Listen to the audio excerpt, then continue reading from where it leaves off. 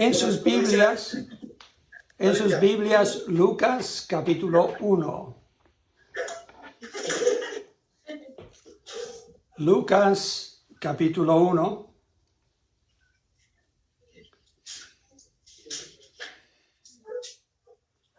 Quiero comenzar a leer desde el versículo 26.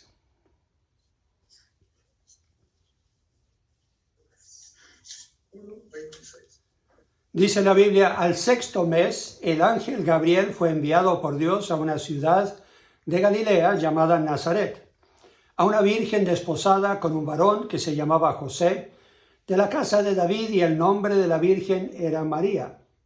Y entrando el ángel en donde ella estaba, dijo: salve, muy favorecida, el Señor es contigo, bendita tú entre las mujeres. Mas ella, cuando le vio, se turbó por sus palabras y pensaba: ¿qué salutación sería esta? Entonces el ángel le dijo: María, no temas, porque has hallado gracia delante de Dios. Y ahora concebirás en tu vientre y darás a luz un hijo y llamarás su nombre Jesús. Este será grande y será llamado Hijo del Altísimo, y el Señor Dios le dará el trono de David su padre, y reinará sobre la casa de Jacob para siempre, y su reino no tendrá fin. Entonces María dijo al ángel: ¿cómo será esto, pues no conozco varón? Respondiendo el ángel le dijo: el Espíritu Santo vendrá sobre ti, y el poder del Altísimo te cubrirá con su sombra, por lo cual también el santo ser que nacerá será llamado Hijo de Dios. Y he aquí tu parienta Elizabeth, ella también ha concebido hijo en su vejez, y este es el sexto mes para ella, la que llamaban estéril, porque nada hay imposible para Dios. Entonces María dijo: he aquí la sierva del Señor, hágase conmigo conforme a tu palabra. Y el ángel se fue de su presencia. Yo creo que hemos escuchado esta historia tantas veces que es difícil para nosotros imaginarnos qué habrá vivido María en esos momentos, qué habrá sentido, qué habrá estado pensando, todo lo que mujeres en ese tiempo quizás anhelaban, que llegara algún día el Mesías.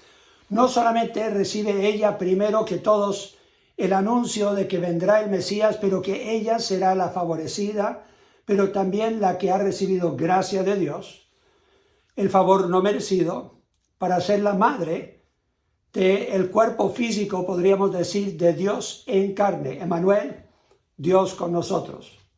Este no fue el comienzo del Hijo de Dios. Él siempre ha existido, como dice Juan capítulo 1, pero este fue el evento quizás más importante de la historia humana, porque nació el Mesías en forma física, no solamente para morir en la cruz por nosotros, pero para mostrarnos quién es Dios.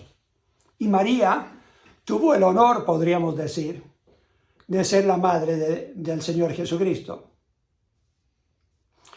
Hay un poeta que me encanta, es un poeta que escribe en inglés, se llama Robert Frost, y él habla de una experiencia que él tuvo. Él escribió una poesía de una experiencia que tuvo caminando en el bosque, y llegó donde dos caminos partían, donde divergieron estos dos caminos, una separación, y él tenía que elegir entre estos dos caminos, si iba a tomar el que más se usaba, o si iba a tomar el otro que no se usaba tanto.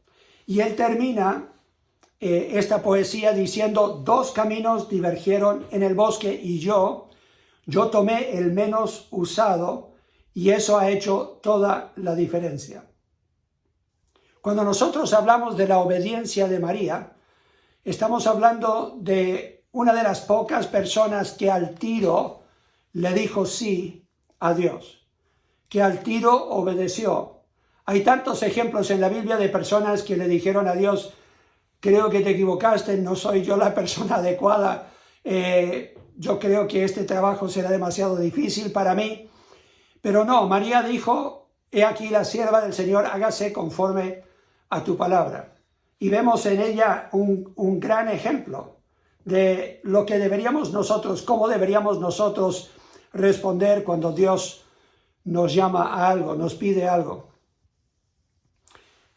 Yo no sé si ustedes han vivido alguna vez un evento tan tan impactante que cambió todo, que había un antes y ahora hay un después. Podría ser un evento que define tu vida como un evento histórico en Chile o donde sea en el mundo. Quizás cuando te casaste, tu matrimonio, el nacimiento de un hijo, de una hija, quizás una enfermedad, la muerte de un ser querido. O sea, definitivamente en estos eventos hay un antes y hay un después. Y aquí con esta visita del ángel, María puede decir que su vida completamente cambió. Pero no solamente cambió con la visita del ángel, cambió por la reacción que ella tuvo a esa visita, con su disposición de decirle sí a Dios. Era un día cualquiera.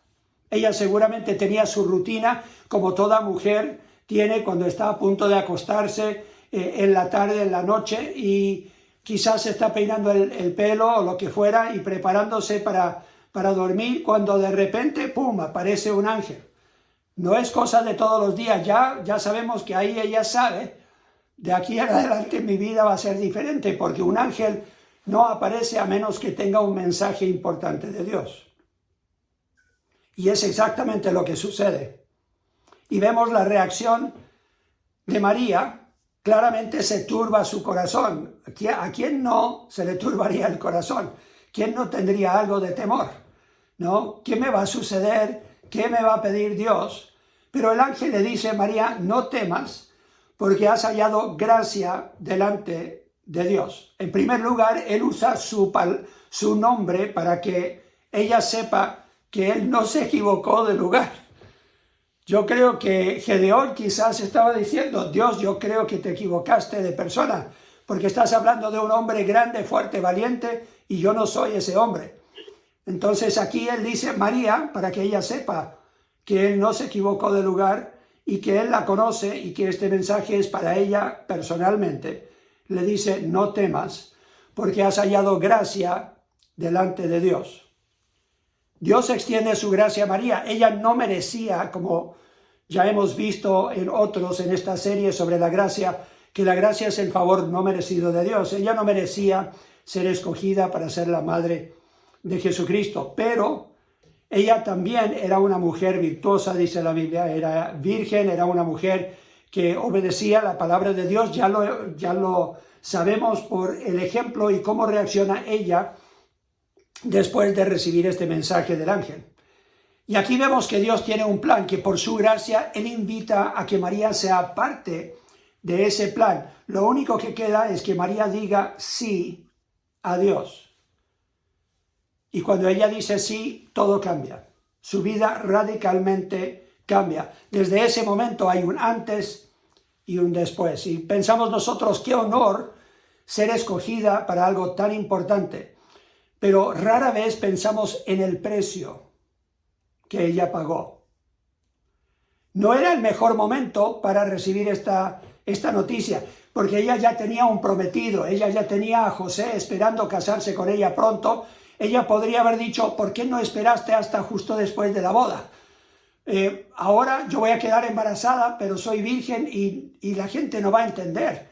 Seguramente más de uno va a pensar que yo no he sido fiel a José, o que José y yo no esperamos hasta el día de nuestra boda.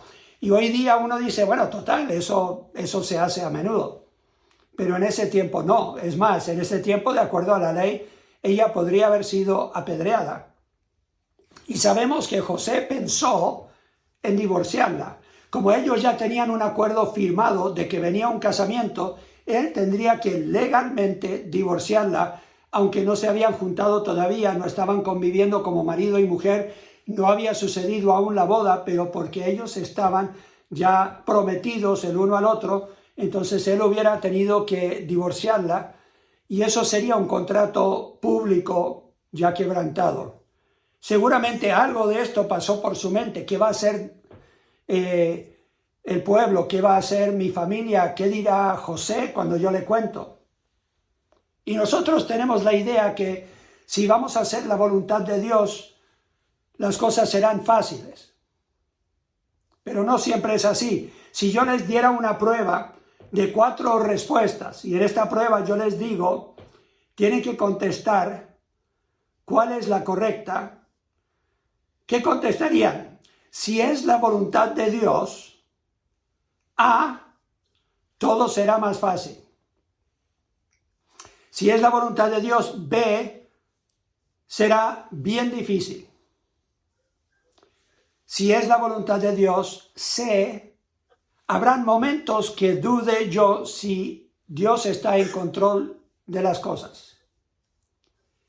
O, si es la voluntad de Dios, D, todas las respuestas anteriores. La D.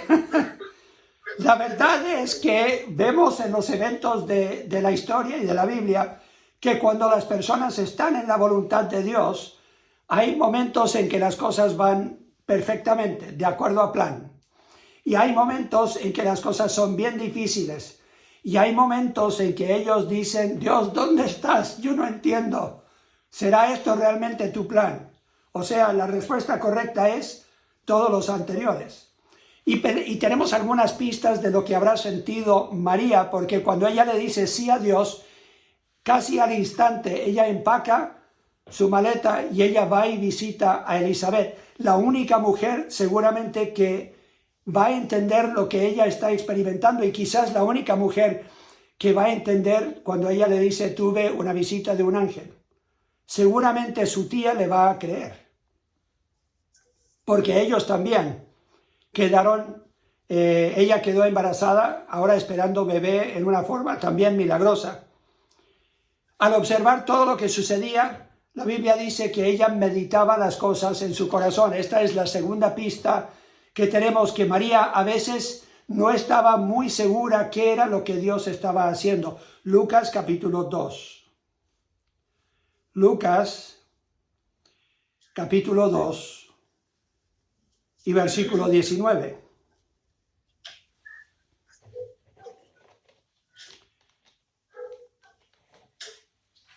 Aquí tenemos la visita de los pastores, dice en el versículo 15 para tener el contexto. Sucedió que cuando los ángeles se fueron de ellos al cielo, los pastores se dijeron unos a otros, pasemos pues hasta Belén y veamos esto que ha sucedido y que el Señor nos ha manifestado.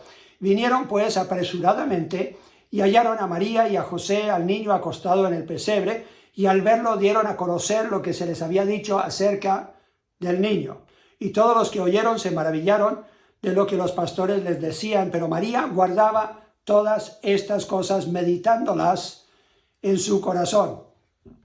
María tiene una visita de repente de un montón de trabajadores del campo realmente, que probablemente no olían muy bien, olían a oveja, llegan ellos como pastores, visitan y dicen, hemos llegado nosotros y supimos del nacimiento, porque apareció un ángel que nos dio las noticias y después con él millares de ángeles que estaban adorando a Dios. Y claro, ella seguramente estaba sorprendida, ella sabe que ha dado a luz al Mesías, pero seguramente se sorprendió al saber que otra vez ángeles aparecieron para anunciar, y aún más a pastores. ¿Quién le va a anunciar a pastores? ¿Por qué no a otros? ¿Por qué no a dignatarios? ¿Por qué no a personajes importantes, a reyes o a alguien? Pero no. Llega un grupo de hombres que ni siquiera tenían una dirección fija, ellos siempre viviendo en el campo con sus animales. Lo vemos también en el versículo 33 de este capítulo. Cuando presentan al niño, y Simeón dice en versículo 29, ahora Señor, despides a tu siervo en paz, conforme a tu palabra, porque han visto mis ojos tu salvación, la cual has preparado en presencia de todos los pueblos, luz para revelación a los gentiles y gloria de tu pueblo Israel. Y José y su madre estaban maravillados de todo lo que se decía de él.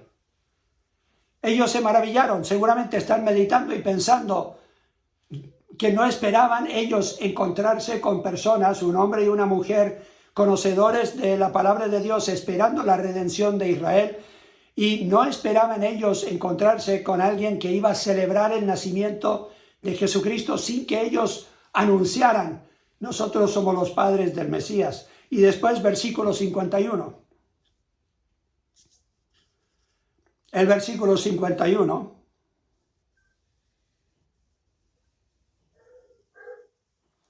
Aquí tenemos a Jesús que se perdió en Jerusalén. Sus padres no lo podían encontrar y ellos, preocupados, lo encuentran y lo buscan. Y él dice: es necesario que yo esté en la obra de mi padre. ¿No entienden ustedes eso? Jesús solamente tenía 12 años. Y dice el versículo 51, y descendió con ellos y volvió a Nazaret y estaba sujeto a ellos. O sea, Jesús fue obediente. Y su madre guardaba todas estas cosas en su corazón. O sea, María los está meditando, está pensando: wow, yo no esperaba esto. Seguramente ya han nacido algunos otros en la familia, porque ella tuvo más hijos. Jesús tuvo hermanas y hermanos, se nombran en la Biblia. Y ella, seguramente preocupada por ellos, por ser más pequeños, pensaba que Jesús ya a los 12 años podía viajar con otros, y no, él se había quedado en Jerusalén. Entonces, vemos a María más de una vez meditando las cosas que están sucediendo en su vida y quizás preguntándose: ¿será esto parte del plan de Dios? ¿Cómo no supe yo de antemano? ¿Cómo no me preparó Dios para estas cosas? Algunas cosas van bien.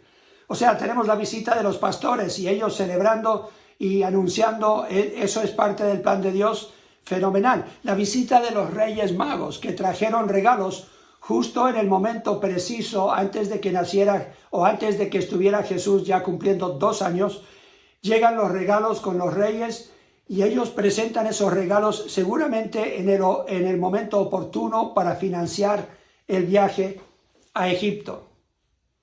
Pero algunas cosas no van de acuerdo seguramente al plan de María. Seguramente no fueron de acuerdo al plan de José. Y a veces seguramente se preguntaron: ¿realmente Dios está en control? ¿Cómo es esto una expresión de gracia hacia mí si Él dice que yo he recibido esta gracia de ser la madre de Jesucristo? ¿Cómo pueden suceder estas cosas? En Lucas capítulo 2 y versículo 1, leemos lo siguiente: aconteció en aquellos días que se promulgó un edicto de parte de Augusto César que todo el mundo fuese empadronado. Este primer censo se hizo siendo Cirenio gobernador de Siria, e iban todos para ser empadronados, cada uno a su ciudad. Y José subió de Galilea, de la ciudad de Nazaret, a Judea, a la ciudad de David, que se llamaba Belén, por cuanto era de la casa y familia de David, para ser empadronado con María, su mujer, desposada con él, la cual estaba encinta. Ahora, sabemos lo que significa estar encinta. Ella estaba embarazada. Pero esa palabra en griego significa estaba muy embarazada. O sea, ustedes mujeres que saben lo que es tener hijo en el vientre, saben qué tan difícil es a veces, aún con las comodidades que tenemos hoy día, de viajar estando embarazada. Se pueden imaginar un viaje de esos, un viaje largo, incómodo, seguramente ella o caminando o sobre un asno, sobre un animal. Un viaje de esos no podría haber sido fácil. No, seguramente no era cómodo. Y yo me imagino que cuando ellos recibieron la noticia de que tenían que viajar, no fue el momento de mayor gozo en la vida de María. Con las emociones que siente ella, ya estando a punto de dar a luz, y llega la noticia y José le dice: tenemos que viajar. Y ella: ¿pero cómo? ¿Ahora?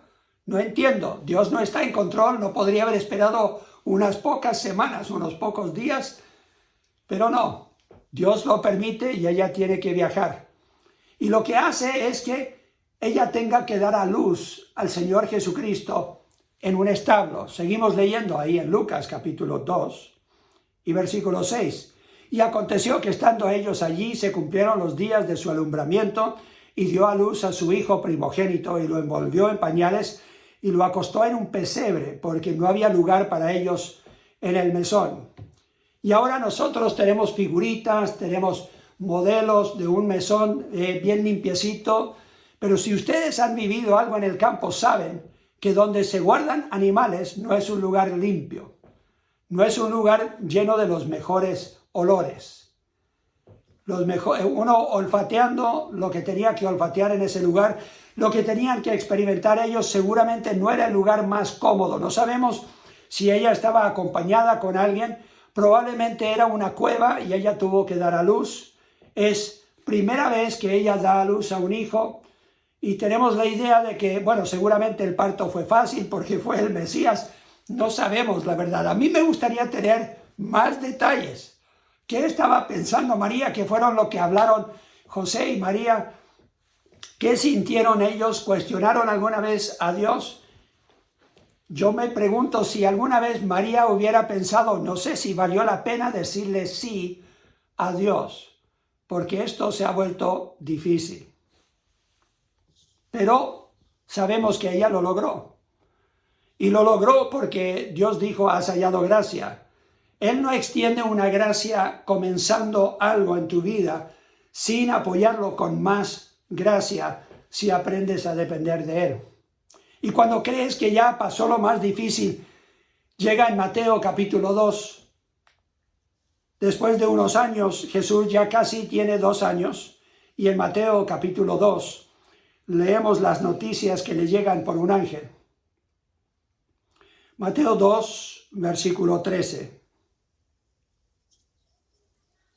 Después que partieron ellos, los reyes magos, y aquí un ángel del Señor apareció en sueños a José y dijo, levántate y toma al niño y a su madre y huye a Egipto y permanece allá hasta que yo te diga, porque acontecerá que Herodes buscará al niño para matarlo.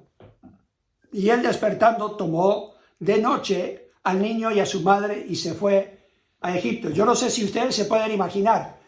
Llega una visita de los Reyes Magos, ellos seguramente tuvieron algo que comer con ellos, tuvieron una visita importante con ellos, recibieron los regalos y ya bien cansados después de un día de tanta actividad con un niño de casi 2 años, seguramente Jesús era un niño activo, toda madre sabe qué tan agotador puede ser eso, tener un niño chico y de repente María siente que José la está despertando.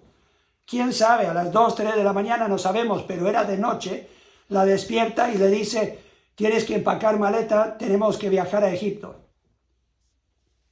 ¿Qué sentiría ella en el momento? Esto no puede ser la voluntad de Dios. Increíble.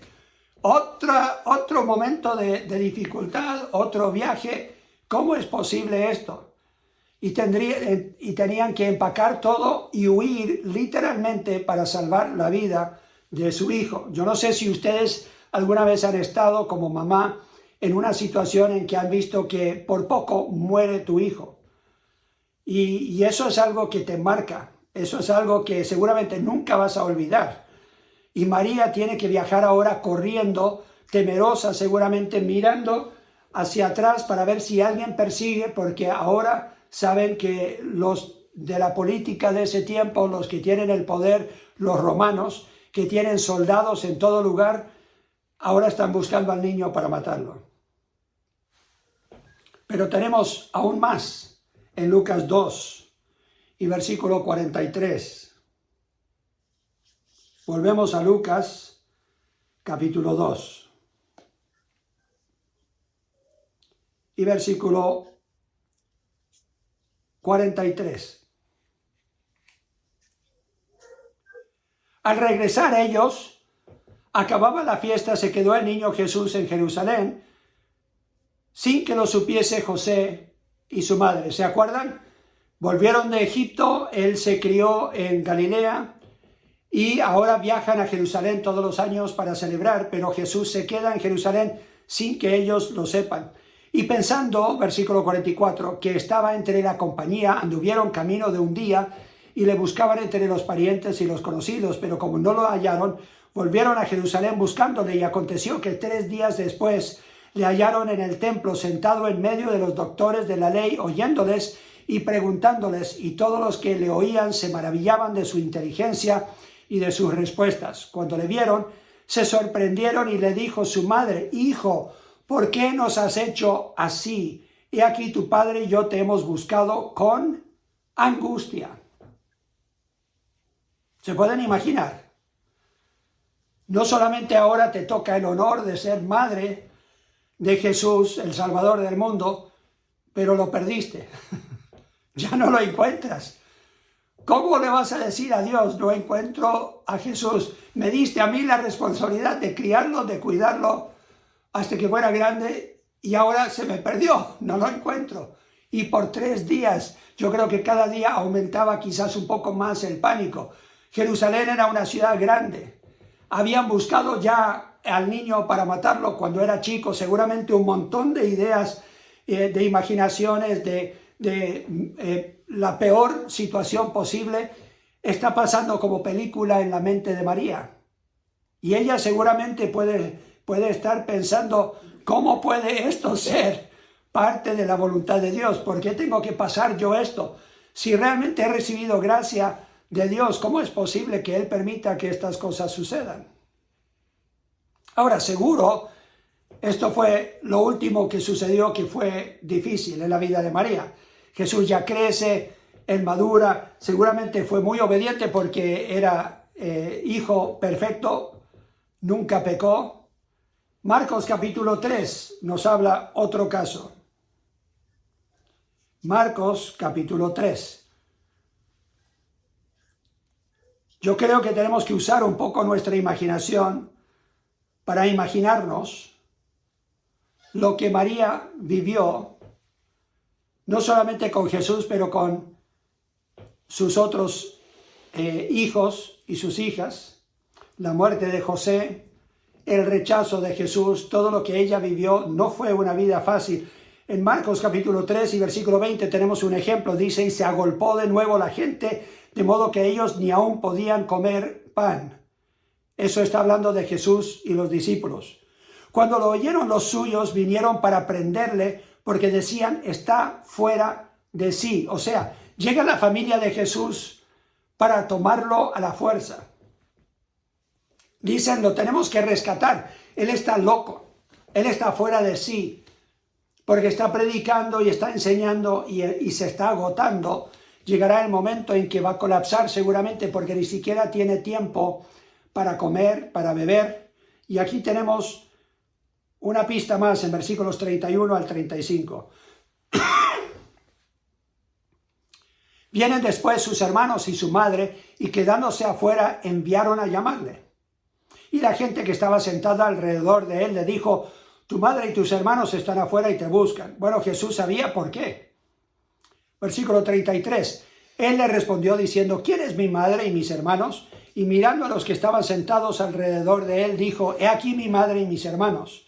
Porque todo aquel que hace la voluntad de Dios, ese es mi hermano y mi hermana y mi madre. ¿Qué sentirías tú, mamá, si tu hijo dijera eso? Si tú llegas para ayudarle, si tú llegas preocupada por él, llegas con sus hermanos y él dice, ellos no son los únicos que son mi familia, ahora mi familia son ustedes si hacen la voluntad de Dios. Yo creo que ella habrá sentido algo de rechazo al escuchar esas palabras. Ella solamente lo quiere ayudar y él en cierto sentido está rechazando esa ayuda. En Juan capítulo 7 tenemos otra pista de la interacción, la dinámica de esta familia. Tenemos la idea de que la familia de María y de José, la familia de Jesús, seguramente era una familia ideal, perfecta. No era así. Versículo 1 de Juan 7 dice, después de estas cosas andaba Jesús en Galilea, pues no quería andar en Judea porque los judíos procuraban matarle. Todos ya saben, están buscando a Jesús para matarlo. María seguramente sabe, está preocupada por su hijo. Y en versículo 2, estaba cerca la fiesta de los judíos, de los tabernáculos, y le dijeron sus hermanos, sal de aquí y vete a Judea, para que también tus discípulos vean las obras que haces. Porque ninguno que procura darse a conocer hace algo en secreto. Si estas cosas haces, manifiéstate al mundo, porque ni aun sus hermanos creían en él. ¿Se pueden imaginar? Eres el Salvador del mundo, has sido un hermano perfecto, pero tus hermanos no creen en ti. Muchas personas creen, tu familia no cree. Y hay una familia dividida, es más, tan dividida que ellos dicen, ¿por qué no vuelves tú a Jerusalén y muéstrate? Sabiendo ellos que ahí lo buscan para matarlo. Yo creo que eso seguramente era una tensión difícil de llevar, como María, la madre de Jesús. Pero seguramente las cosas mejoran, ¿o no? Marcos capítulo 6. En Marcos capítulo 6, dice la Biblia, salió Jesús de allí y vino a su tierra, y le seguían sus discípulos, y llegando el día de reposo comenzó a enseñar en la sinagoga, y muchos oyéndole se admiraban y decían, ¿de dónde tiene estas cosas? ¿Y qué sabiduría es esta que le es dada, y estos milagros que por sus manos son hechos? ¿No es este el carpintero, hijo de María, hermano de Jacobo, de José, de Judas y de Simón? ¿No está también aquí entre nosotros sus hermanas? Y se escandalizaban de él. Mas Jesús le decía, no hay profeta sin honra, sino en su propia tierra y entre sus parientes y en su casa. ¿Dónde no honraban a Jesús?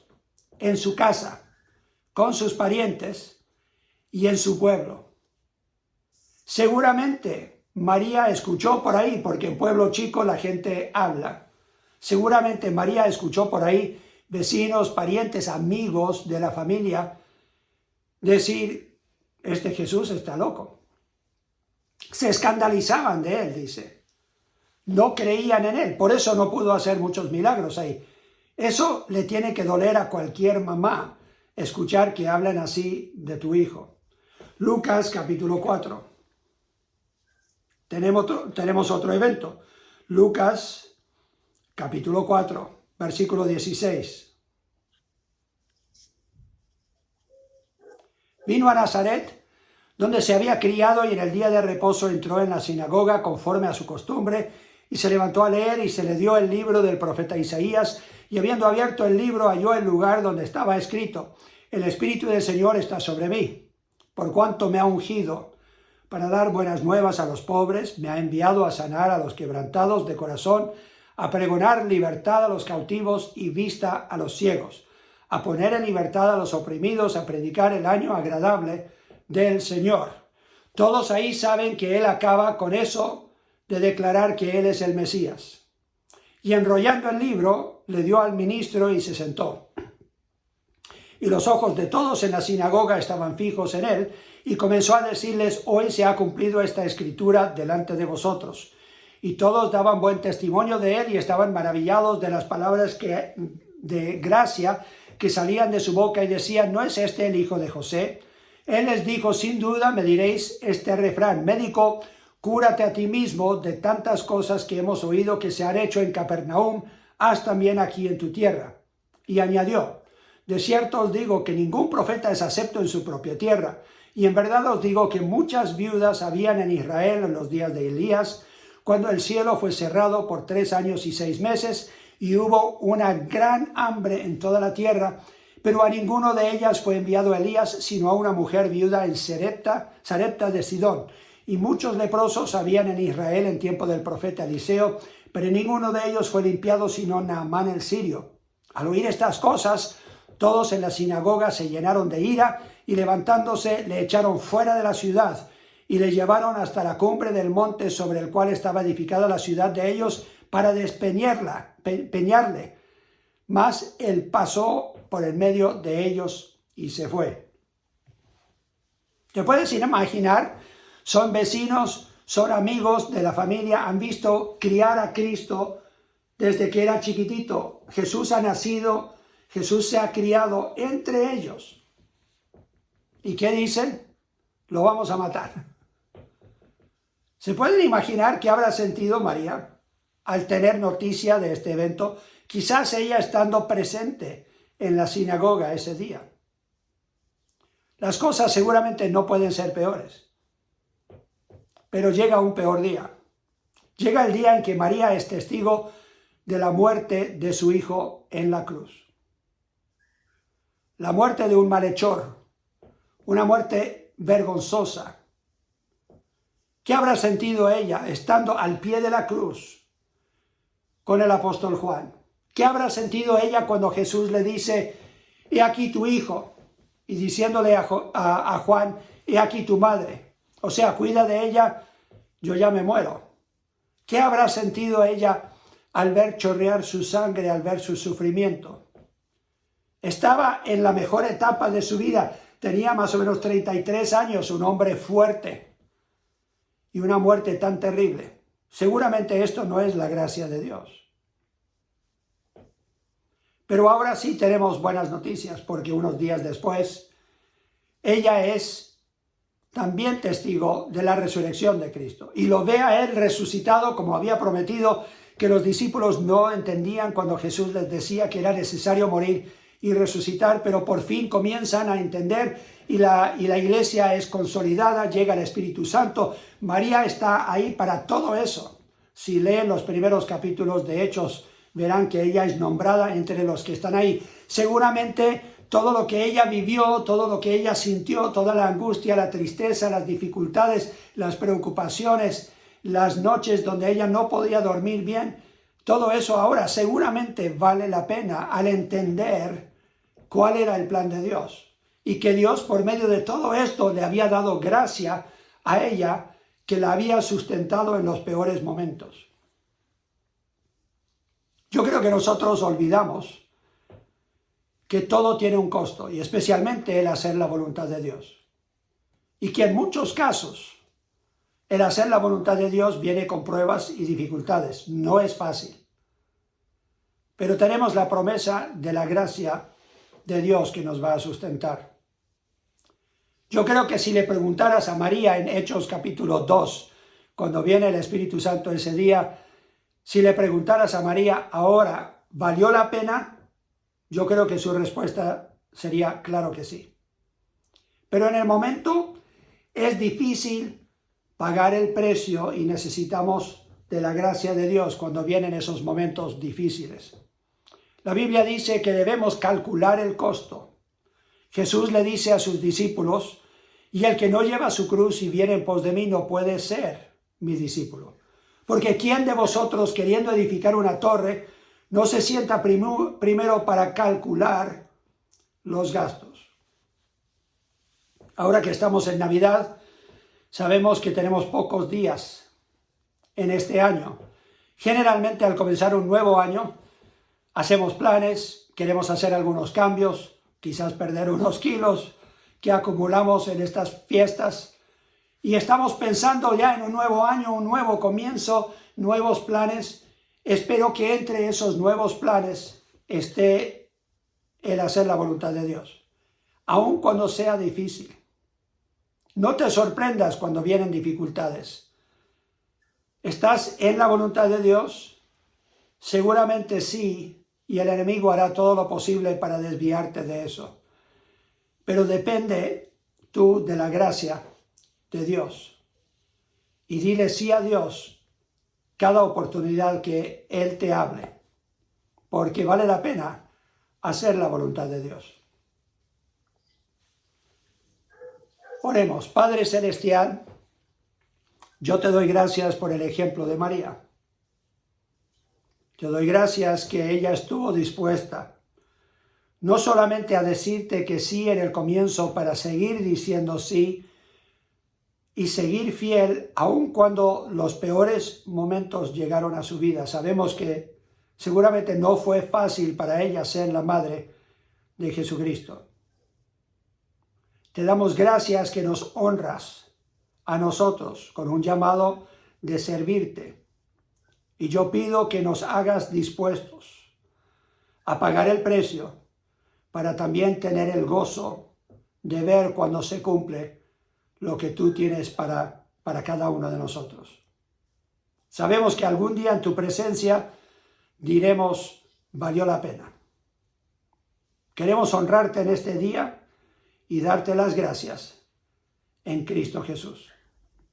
Amén.